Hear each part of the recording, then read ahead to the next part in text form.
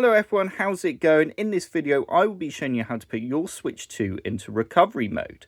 So if you've been having issues with your Switch 2 not working properly, then in recovery mode it has a few options that will hopefully help you resolve the problems that you're having with your Switch 2.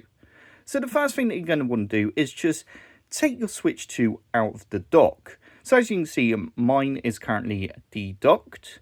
And then once you've got it out, you're going to want to hold down the power button because we need to completely turn off the switch. So obviously you should already know, but the power button's at the very top here. Just hold that down for a few seconds and then go down to power options and then just simply go to power off.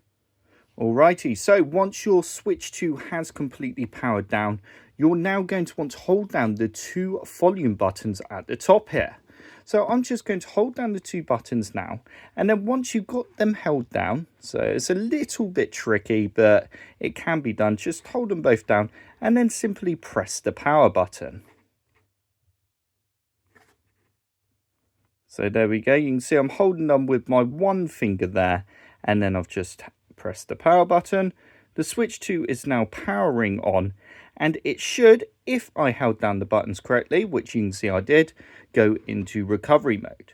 So you can see here we now have a few different options. You can update your system, you can restore factory settings without deleting saved data, and you can also restore factory settings. So that is how you get into recovery mode on your Switch 2.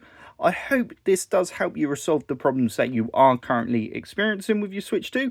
If you did enjoy this video and you want to see more videos about how to use, I'm going to say the word again, Switch 2, then don't forget to subscribe and like this video.